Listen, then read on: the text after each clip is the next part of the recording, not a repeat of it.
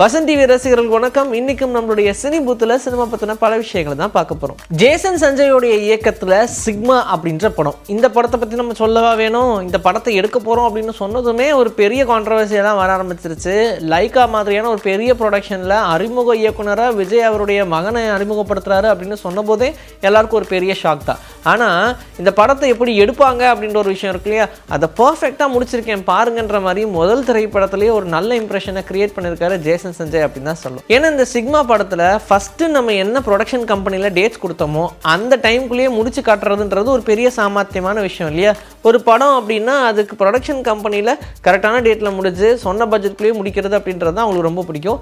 அப்படி ஒரு விஷயத்த பர்ஃபெக்டாக ஜேசன் சஞ்சய் பண்ணியிருக்காங்க அப்படின்றது தான் இப்போ ரசிகர்கள் மத்தியில் ஒரு பேச்சு பொருளாக அமைஞ்சிருக்கு. யாரை அறிமுகப்படுத்துகிறோமோ இல்லையோப்பா, கண்டிப்பாக இவரை பண்ணி ஆகணுன்ற மாதிரி ஒருத்தங்க போட்டி போட்டிருந்தாங்க. அதில் ஜெயிச்சதனமோ லைக்கா தான் அப்படின்னு சொல்லலாம். ஏன்னா அது ஒரு பெரிய ஹிஸ்ட்ரியாகவே பார்க்கப்படும் ஒரு சில டைம். சரி, இப்படி இருக்கும்போது இந்த படத்துடைய வேலைகள்லாம் சீக்கிரமாக முடிஞ்சிருச்சு. அண்ட் இந்த ரிலீஸ் டேட்டையுமே ரொம்ப சீக்கிரமாக கன்ஃபார்ம் பண்ணுவோம் அப்படின்ற மாதிரியும் டீம் சைட்லேருந்து சொல்லியிருக்காங்க. விஜய் தேவர்கொண்டா, கீர்த்தி சுரேஷ் இவங்க ரெண்டு பேரை பற்றி சொல்லணும்னா ரீசெண்டாக இவங்க பண்ண எல்லா படங்களுமே ரசிகர்கள் மத்தியில் ஒரு பெரிய வரவேற்பை கொடுக்கல அப்படின்னு தான் சொல்லணும். ஏன்னா இப்போ விஜய் தேவர்கொண்டா எடுத்துட்டோம்னா லைகர், கிங்டம், குஷி இந்த மாதிரி படங்கள்லாம் ரிலீஸ் ஆனாலும் அது ரசிகர்கள் மத்தியில் பெருசாக போகல. ஆனால் ஒரு டைமில் அப்படி பீக் கொடுத்துட்டு இருந்தாரு. ஆனால் என்ன ஆச்சு அப்படின்னு தான் தெரியல. ஈவன் அந்த கதைகள்லாம் நல்லா தான் இருந்துச்சு. இருந்தாலும் மக்களுடைய டிசிஷன் தானே கடைசி அப்படின்ற மாதிரி சொல்லிட்டாங்க. அதே மாதிரி தான் கீர்த்தி சுரேஷ் அவங்களும் பாலிவுட்டுக்கு போகிறேன்னு பாலிவுட்டில் நடித்தாங்க. அதுக்கப்புறம் இங்கேயே ரிவால்வர் ரீட்டா பண்ணாங்க, ரகுதத்தா பண்ணாங்க.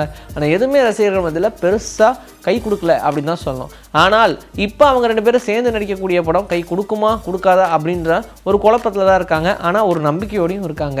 1980s நடக்கிற மாதிரியான கதைக்களமாக இந்த படம் உருவாகுது. நல்ல ஒரு காதல் கதை, எக்கச்சக்கமான ஆக்ஷன்ஸும் இந்த படத்தில் இருக்கிறதா சொல்லியிருக்காங்க. படத்துடைய ப்ரொடக்ஷன் பற்றி கவலையே பட வேணாம். ஏன்னா தில்ராஜோடைய ப்ரொடக்ஷனில் தான் இந்த படம் உருவாகுது. ரவிகிரண் கோலாவுடைய இயக்கத்தில் இந்த படம் உருவாகுது. அண்ட் இந்த படத்தின் மேலே கீர்த்தி சுரேஷும் சரி, விஜய் தேவர்கொண்டாவும் சரி பெரிய நம்பிக்கையை வச்சிருக்காங்கன்ற மாதிரி தான் சொல்றாங்க.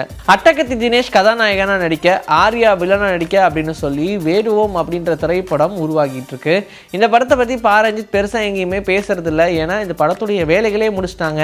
ப்ரமோஷன் தானே அடுத்தது அப்படின்ற மாதிரி இருக்காங்க. அசோக் செல்வன் இந்த படத்தில் ரொம்ப முக்கியமான கதாபாத்திரத்தில் நடிச்சிருக்காங்க. அண்ட் யாருமே எக்ஸ்பெக்ட் பண்ணாத மாதிரி காஸ்ட் நிறைய இந்த படத்தில் இருக்கிறதாவும் சொல்லியிருக்காங்க. ஆர்யா வில்லன் அப்படின்னு சொல்லும் போதே எல்லாருக்கும் ஒரு கியூரியாசிட்டி வந்துருச்சு. அண்ட் அட்டகத்தி தினேஷும் இதில் ரொம்ப சிறப்பாக தான் நடிச்சிருப்பாரு, சந்தேகமே இல்லை அப்படின்ற மாதிரி உடல் உழைப்பு அதிகமாக போட்டு இந்த படத்தில் நடிச்சிருக்காரு. அதெல்லாம் ஓகேப்பா. இந்த படத்தை பற்றின அப்டேட் என்ன, சார்பட்டா பரம்பரை பார்ட் 2 எப்போ வரும் அப்படின்ற மாதிரிலாம் கேட்டால் அதுக்கும் அப்டேட் கொடுத்துருக்காங்க. 2026 இந்த படத்துடைய ஷூட்டிங் ஆரம்பிக்கிறதா சொல்லியிருக்காங்க. அண்ட் இப்போ நம்ம பேசிகிட்டு இருந்த வேட்டுவோம் அப்படின்ற திரைப்படத்துடைய வேலைகள்லாம் முடிஞ்சிருச்சு. கிட்டத்தட்ட அதோடைய ப்ரொடக்ஷன் எண்ட் ஒர்க் இருக்குது. அதை முடிச்சிட்டோம் அப்படின்னா படத்தை ரிலீஸ்க்கு ரெடி பண்ண வேண்டியதான் அப்படின்னு சொல்லியிருக்காங்க. ஸோ ரெண்டு படங்களுமே பாரஞ்சித்துக்கு அவருடைய கெரியரில் ரொம்ப முக்கியமான படங்களாக பார்க்கப்படுறதுனால பார்த்து செதுக்கியிருக்காரு. 1978 டான் அப்படின்ற படத்தை சந்திரா அவருடைய இயக்கத்தில் அமிதாப் பச்சன் நடிச்சிருந்தாங்க. இந்த படத்தை அப்படியே அஃபிஷியலாக தமிழில் ரீமேக் பண்ணுறேன் அப்படின்னு சொல்லி பில்லான்ற டைட்டிலில் ரிலீஸ் பண்ணாங்க. அதில் ரஜினி அவர்களுமே நடிச்சிருந்தாங்க. படம் பட்டையை கிளப்பிட்டு ஓடிச்சு. அடுத்தபடியாக இதே டைட்டிலில் 2006 டான் அப்படின்ற படம் ஷாருக் கான் நடிப்பில் வந்துச்சு, பரான் அக்தருடைய இயக்கத்தில்.